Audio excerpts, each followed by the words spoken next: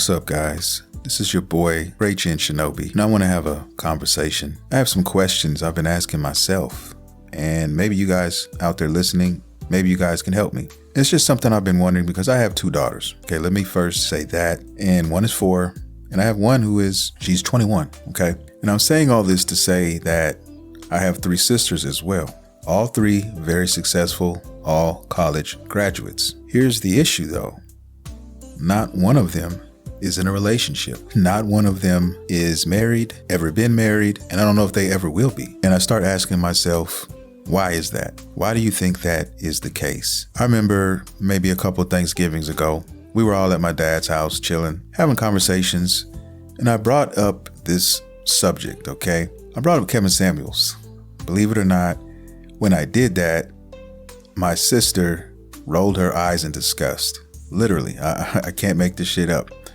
She rolled her eyes in disgust and began to change her attitude. And I asked her why she did that. She really couldn't explain why she did that. And so I asked her, what is your problem with Kevin Samuels? Do you have an issue with him? And she said she doesn't like what he stands for. And in my personal opinion, I truly believe that Kevin Samuels was a man who just told the truth. And for a lot of women, the truth is extremely hard to swallow. They don't want to admit when they're wrong. A lot of them can't admit when they're wrong. Okay? My mother, RIP, was one of those women. My wife's mother is another one of those women. Both of them are alone. My mother died alone, sad but true. And her mother is currently alone now. Now, the funny thing about that as well is that my father divorced my mother, moved on, remarried, and has been married ever since. Her father, my wife I'm talking about, her father has did the same. So I'm asking myself, what is going on and why is this scenario the same? Now, I think personally that this is going on all around the world, especially very rampant in the West, the United States. But let me get back to the conversation me and my sister had about Kevin Samuels. I simply told her that I thought Kevin Samuels was telling the truth and that women just didn't want to hear the truth. And in their eyes, they truly believe in a Hollywood story. You know, the stuff you see in the movies where said girl falls in love with her dream guy and everybody lives happily ever after. These women watch this stuff, these reality shows, a lot of the stuff that's just out here, and the entertainers, Beyonce, so on and so forth, telling them that they can be bosses. They can have this, they can have that, whatever they want. They're worth $1 million.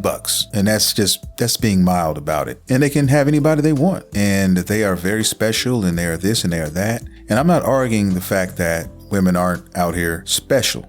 I'm not arguing that. My thing is, I just believe most women don't have realistic outcomes in their head. I truly believe that they think they can have whatever they want, whoever they want. But the funny thing is, they never end up with that person. It never happens. It never comes to fruition. And then it's really starting to get to the point where they have to ask themselves, is it them? Is the reason why everyone else around you is moving on, but you can't seem to move on? Is that a coincidence? I don't know. What do you guys think? But that's what Kevin Samuels is, guys, to me. Kevin Samuels, to me, is somebody who just put up a mirror and said, listen, this is what you should be looking for, and this is why. I don't have any dog in this fight. He used to always say that. I have no reason to lie to you. I'm just telling you what men want. I'm trying to explain it to you, but you don't seem to want to listen. And that's the gist of it. There's a reason I truly believe this, that my sisters have not found somebody in their life, important, special, whatever you want to call it. They have this checklist, okay? And she began to go down this list of things that she wanted in a man. And I tried to explain to her, from my perspective at least, that some of the stuff on this list, if you're going to live and die by it, it's not going to turn out well for you, because there's no such thing as a perfect guy. There's no such thing as a list that you gave me to read. There's no such world where everything on this list is going to be checked for you if you're looking for a man. There's going to be some things missing, okay? And she stated to me that if she didn't have these checked, that she was not going to get in a relationship with that said person. So every last check, she basically said, no, they all have to be checked. And I didn't argue anymore, because after that, her mother, my stepmom, got into the conversation. I saw it was like a wave of saltiness, okay? It was like some sort of virus, and it only spread to the women in the house. And I just left it alone after that. I just said, you know what? I'm gonna stop. I'm gonna stop because it's going somewhere. People are getting salty. I don't want to ruffle any feathers. This is supposed to be a monumentous event. We're meeting for a family gathering. I don't want it to turn toxic. So I left it alone there. But the reason why I'm making this video is I really want to know, anybody out there listening, anybody out there wondering, am I wrong for wondering? Are they wrong? Is something going on that they're not doing that has resulted in them all being successful, yet single women? You guys tell me.